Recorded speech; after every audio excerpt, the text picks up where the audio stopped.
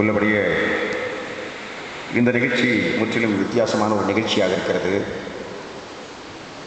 அதிலும் 3 நாட்கள் தொடர்ந்து விடுமுறை வரக்கூடிய ஒரு காலகட்டத்தில் துணிச்சலாக ஏற்பாடு செய்யப்பட்ட நிகழ்ச்சியாக இதை நான் கருதுகிறேன். என்னிடத்தில் வந்து இந்த தேதியை சொன்ன போதே கூட அவரிடத்தில் நான் தெரிவித்தேன், தீபாவளி அன்று விடுமுறை வருகிறது, அதை ஒட்டி அடுத்த நாளும் ஞாயிற்றுக்கிழமையாக வருகிறது. ஆகவே பொதுமக்கள் பெரிய அளவுக்கு வருவதற்கான வாய்ப்பும் சூழலும் அந்த நேரத்தில் இல்லையே என்ற ஒரு கவலையை, செய்தியை அவரிடத்திலே தெரிவித்தேன். இருந்தாலும் கூட நிர்ணயிக்கப்பட்ட அந்த நிகழ்ச்சியை மிகச்சிறப்பாக நடத்தி முடித்து விட வேண்டும். ஏனென்றால் இந்த நிகழ்ச்சி இங்குதான் தொடங்குகிறது. இந்த நிகழ்ச்சி தொடங்குகிற இந்த நிகழ்ச்சி இதோடு முற்றுப்பெற்று விடப்போவது இல்லை என்று என்னிடத்தில் வந்தவர்கள் தெரிவித்தார்கள். குறிப்பாக அருமை நண்பர் ரவிக்குமார் அவர்கள் வந்து சொன்னபோது இந்த திட்டத்தை நான் நீண்ட நேரம் அவரிடத்திலே விளக்கம் கேட்டேன். அவரும் பொறுமையாக பல விளக்கத்தை சொன்னார்கள். முதல் முறையாக நாங்கள் சந்தித்தோம், ஒரு வார காலத்திற்கு முன்புதான். இந்த திட்டம் எவ்வாறு செயல்பட இருக்கிறது என்பதை பற்றியெல்லாம் சொன்னார்கள். இந்த திட்டத்தை எந்த ஒரு தனி மனிதனாலோ அல்லது ஒரு அமைப்பாலோ வெற்றிகரமாக நடத்திவிட முடியாது. தொடங்குவது ஒரு தனி மனிதனாக இருந்தாலும், தொடங்குவது ஒரு அமைப்பாக இருந்தாலும், தமிழ்நாடு பூராவிலும் இருக்கிற நல்லுள்ளம் மிக்க நல்ல மனிதர்கள், உணர்வாளர்கள் ஒன்றுபட்டு, அதே சமயத்தில் அது மட்டும் போதாது, அரசின் ஆதரவு இருந்தால் மட்டும்தான் இந்த மிகப்பெரிய திட்டம் 100% நிறைவேறுவதற்கான வாய்ப்பு இருக்கிறது. ஆகவே இந்த கூட்டத்தினுடைய நோக்கம், கருத்தரங்கத்துடைய நோக்கம் என்று அவர்கள் என்னிடத்திலே தெரிவித்தது, ஒரு கருத்துருவாக்கத்தை செய்வது. இந்த மாவட்டத்திலே மட்டுமல்ல, தொடர்ந்து அனைத்து மாவட்டங்களிலும் இத்தகைய கூட்டத்தை ஏற்பாடு செய்து, கலந்தாய்வு கூட்டத்தை ஏற்பாடு செய்து, நல்லுள்ளமிக்க மனிதர்கள் அத்தனை பேரையும் ஒன்றிணைப்பது. இது முதல் கட்ட பணி. ஏற்கனவே அவர்கள் அரசிடம் இது போன்ற ஒரு திட்டத்தை முன்வைத்து, குறிப்பாக நம்முடைய மாவட்ட ஆட்சித்தலைவர் அவர்களிடத்திலே தெரிவித்திருக்கிறார்கள்.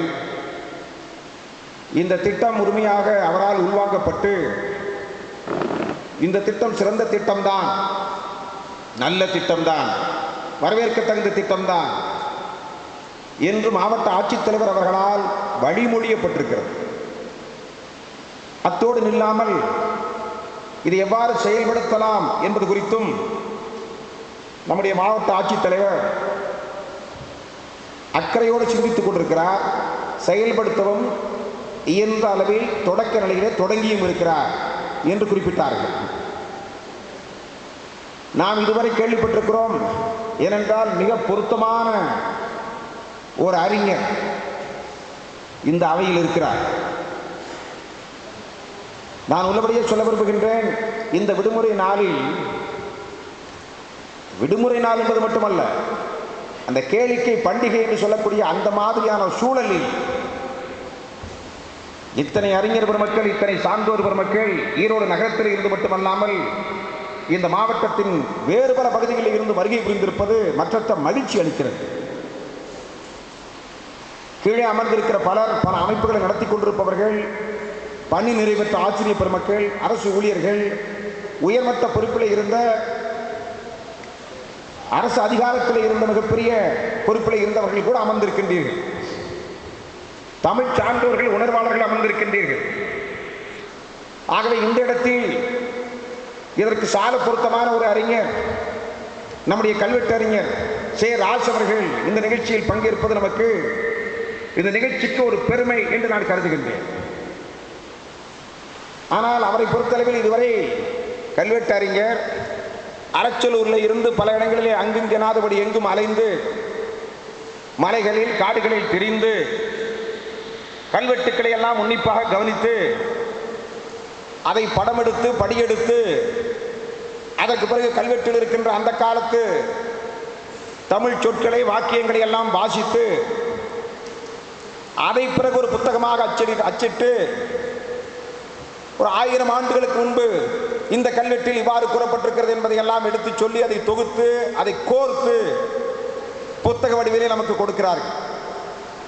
இவர் மட்டுமல்ல, விரல்விட்டு எண்ணத்தக்க சில அறிஞர் பெருமக்கள் தமிழகத்தில் இவ்வாறு இருக்கிறார்கள். விரல் விட்டு எண்ணத்தக்கவர்கள் மட்டும்தான் இருக்கிறார்கள். அந்த கல்வெட்டில் இருக்கின்ற செய்திகளை, அந்த கல்வெட்டில் இருக்கின்ற சொற்களை அதை படித்தறிந்து புரிந்து கொள்ளக்கூடியவர்கள் கூட விரல்விட்டு எண்ணத்தக்கவர்கள் தான் இருக்கின்றார்கள் என்ற செய்தியை இத்தகைய அறிஞர் பெருமக்கள் கட்டுரைகள் மூலமாக ஏற்கனவே வெளிப்படுத்தி இருக்கிறார்கள். அத்தகைய இளைஞர்களை அடுத்த கட்ட தலைமுறையை தேர்வு செய்து அவர்களுக்கு தனி பயிற்சி கொடுத்து நூற்றுக்கணக்கான அத்தகைய இளைஞர்களை உருவாக்க வேண்டிய கட்டாயம் இருக்கிறது. இவர்களெல்லாம் நன்றாக வளமாக நல்ல ஆரோக்கியத்தோடு இருக்கிற இந்த காலகட்டத்திலேயே அடுத்த தலைமுறையை உருவாக்க வேண்டிய கடமை இருக்கிறது என்றெல்லாம் பல கட்டுரைகள் மூலமாக இவர்கள் தெரிவித்திருக்கிறார்கள். அவ்வாறு பழைய செய்திகளை, கல்வெட்டில் இருக்கிற செய்திகள் புத்தகங்களாக வந்ததை நாம் பார்த்திருக்கிறோம். ஆனால் நாம் இப்போது பேசிக் கொண்டிருப்பது புத்தகங்களாக வந்துவிட்ட செய்திகளை மறுபடியும் கல்வெட்டாய் பதிக்கின்ற செய்தியை பற்றி பேசிக் கொண்டிருக்கிறோம். நமக்கு வரலாறு இருக்கின்ற அளவுக்கு வரலாற்று உணர்வற்றவர்களாக இருக்கிறோம். நாம் இங்கிருக்கிற சில பேரை வைத்துவிட்டு நாம் முடிவு செய்துவிடக்கூடாது. ஒரு 10 நாட்களுக்கு முன்பு தமிழகத்தின் புகழ்மிக்க ஒரு எழுத்தாளரை, உங்களுக்கெல்லாம் அறிமுகம் ஏறத்தாழ தெரிந்திருக்கிற ஒரு எழுத்தாளர் கு. சின்னப்ப பாரதி அவர்கள், அவரை அவரது வீட்டில் நாமக்கல்லில் சென்று சந்திக்கின்ற வாய்ப்பினை பெற்றேன். அவர் அடிக்கடி வங்காள மாநிலத்திற்கு சென்று வருகிற வாய்ப்பை பெற்றவர். மாதக்கணக்காக அங்கு தங்கி இருந்து, ஏன் வருடக்கணக்காக அங்கு தங்கியிருந்து ஒரு 4-5 ஆண்டு காலம் ஒரு வேள்வி போல அவர் பலமுறை அங்கு சென்று மாதக்கணக்காக தங்கியிருந்து சுரங்கத்திற்குள்ளெல்லாம் சென்று உயிரை பணயம் வைத்து அந்த சுரங்க தொழிலாளர்கள் வாழ்க்கையை பற்றி மிகச் சரியான புரிதலை அவர் பெற்ற பிறகு சுரங்கம் என்று சொல்லக்கூடிய ஒரு நாவலை எழுதியிருக்கிறார். அந்த சுரங்கம் என்று சொல்லக்கூடிய நாவல் 7 மொழிகளில் மொழிபெயர்க்கப்பட்டிருக்கிறது. அது சமஸ்கிருத மொழி உட்பட, இன்னும் பிரெஞ்சு மொழி உட்பட இது போன்ற 7 மொழிகளிலே மொழிபெயர்க்கப்பட்டிருக்கிறது. அது போன்ற அவரது பிற படைப்புகள், தாகம் என்ற படைப்பானாலும் சங்கம் என்ற படைப்பானாலும் 7-8 மொழிகளிலே மொழிபெயர்க்கப்பட்டிருக்கிறது. சர்வதேச ரீதி இதை பற்றியெல்லாம் பேசிக் கொண்டிருக்கிறவர் அவர் ஒரு கருத்தை சொன்னார். ஏன் இந்த பின்புலத்தை நான் குறிப்பிடுகின்றேன் என்றால், வங்காள மாநிலத்தை பற்றி, வங்க மொழி இலக்கியத்தை பற்றி அவர் அதிகம் அறிந்தவர். இந்த சுரங்கம் நாவல் வெளிவந்த பிறகு உடனடியாக வங்க மொழியில் தான் தமிழில் இருந்து நேரடியாக வங்க மொழியில் மொழிபெயர்க்கப்பட்டு வெளிவந்தது. வங்காளத்தில் அது பெரும் பரிசீலனை பெற்றிருக்கிறது. தீபாவளி மலர் என்று நாம் வெளியிடுகிறோமே, இதழ்களை வெளியிடுகிறோமே, அதுபோல வங்காளத்தில் பூஜா மலர் என்று ஆண்டுதோறும் வெளியிடுகிறார்கள். காளி பூஜை, அதுதான் அவர்களுக்கு பெரிய பண்டிகை. அதில் இந்த ஆண்டு ஒரு 1000 பக்கம் வந்த மிகப்பெரிய மலரில் சிறப்பு படைப்பாக சின்னப்ப பாரதி அவர்கள் சுரங்கம் நாவல் முழுமையாக அந்த பூஜா மலரில் வெளியிட்டிருந்தார்கள். ஒரு சொல் கூட விடாமல் முழுமையாக வெளியிட்டிருந்தார்கள்.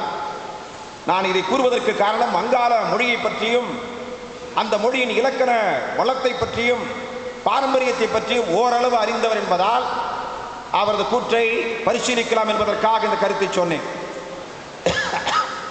அவர் ஒரு கருத்தை குறிப்பிட்டார். வங்காள மொழி இலக்கியம் தாகூரிடம் இருந்துதான் புறப்படுகிறது. தாகூருக்கு முன்பு ஏதோ 1-2 ஆனந்தமடம் என்று சொல்லக்கூடிய நாவலை பற்றி கேள்விப்பட்டிருப்பீர்கள். வந்தே மாதரம் என்று சொல்லக்கூடிய முழக்கம் இருக்கிறது. அது ஆனந்தமடம் என்று சொல்லக்கூடிய பங்கிம் சந்திர சட்டர்ஜி எழுதிய ஒரு நாவலில் ஒரு பாத்திரம் முழங்கிக் கொண்டு சென்ற அந்த முழக்கம் தான் வந்தே மாதரம் என்பது. பிறகு அது தேசிய முழக்கமாக மாறியது. அது ஒரு நாவலில் வந்த பாத்திரத்தின் முழக்கம் தான். அது பங்கிம் சந்திர சட்டர்ஜி என்று சொல்லக்கூடிய ஒரு நாவல் ஆசிரியர் எழுதியது. அது போன்ற 1-2 முன்பே இருந்திருக்கலாமே தவிர, ஆனால் வங்காள இலக்கியம் அனைத்தும் தாகூரில் இருந்தான் புறப்படுகிறது என்று அவர் ஒரு கருத்தை சொன்னார். சொல்லிவிட்டு சொன்னார், அந்த இலக்கியம் தாகூரிலிருந்து புறப்படுகிறது என்றால் சமீபகால இலக்கியம் தானே. அப்படி என்றால் நம் தமிழ்நாட்டு இலக்கியத்தை பற்றி நாம் சிந்திக்க வேண்டாமா? அவர்கள் தாகூரிலிருந்து புறப்படக்கூடிய அந்த இலக்கியத்தை உலகத்தில் அவர்கள் பெரிய அளவுக்கு கொண்டாடுகிறார்களே, நாம் அவ்வாறு தாகூரை அந்த அளவுக்கு அவர்கள் கொண்டாடுவது தவறொன்றும் இல்லை. ஒவ்வொரு வீட்டிலும் தாகூர் படம் வைத்திருக்கிறார்கள், அது குள்ள குருசியாக இருந்தால். ஆனால் நம்முடைய நாட்டில், நம்முடைய மாநிலத்தில் அவ்வாறு நம்முடைய இலக்கியத்தின் பெருமையை எடுத்துச் சொல்கிறோமா, உணர்கிறோமா என்று கேட்டால் இல்லை.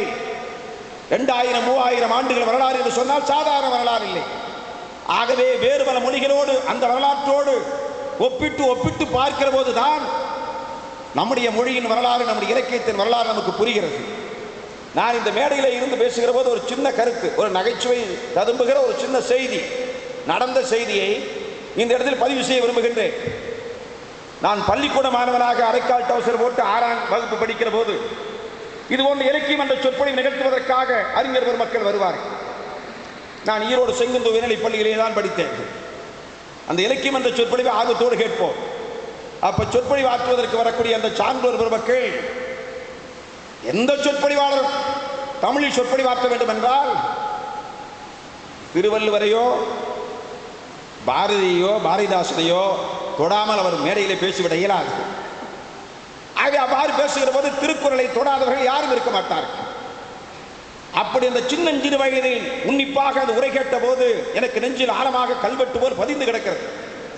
அவ்வாறு ஒரு திருக்குறளை பற்றி சொல்ல வேண்டும் என்றால் அந்த அறிஞர் 2000 ஆண்டுகளுக்கு முன்பு தோன்றிய வள்ளுவ பெருந்தகை சொன்னான் என்று ஒரு ராகத்தோடு சொல்லி, நோய் நாடி நோய் முதல் நாடி அது தனிக்கும் வாய் நாடி வாய்ப்பை செயல் என்று அந்த குறளை கோடிட்டு காட்டுவார். ஒரு குறளை சொல்வதற்கு முன்பு ராகம் போல 2000 ஆண்டுகளுக்கு முன்பு தோன்றிய வள்ளுவ பெருந்தகை. இதை 6ஆம் வகுப்பிலும் அவ்வாறு கேட்டேன். 10ஆம் வகுப்பு 11ஆம் வகுப்பு படிக்கிற போதும் அறிஞர் மாறினாரே தவிர அந்த குறளை பற்றி சொல்லுகிற போது அந்த ராகம் போட்டு சொல்லுகிற அந்த 2000 ஆண்டுகள் மாறவில்லை. நான் கல்லூரியிலே காலெடுத்து வைத்தவரும் அப்படித்தான். 3ஆம் ஆண்டு பட்ட வகுப்பு முடிந்த போது நானே பல அறிஞர் பெருமக்களை அழைத்து வரக்கூடிய கல்லூரி மாணவர் பேரவை தலைவர் பொறுப்பில் இருந்தேன். அவ்வாறு அழைத்து வரக்கூடிய அனைத்து அறிஞர்களும் குறளை பற்றி பேசுகிற போது 2000 ஆண்டுகளுக்கு முன்பு தோன்றிய வள்ளுவ பெருந்தகை என்று அவர்களையே மறந்து சொல்லி இருக்கிறார்.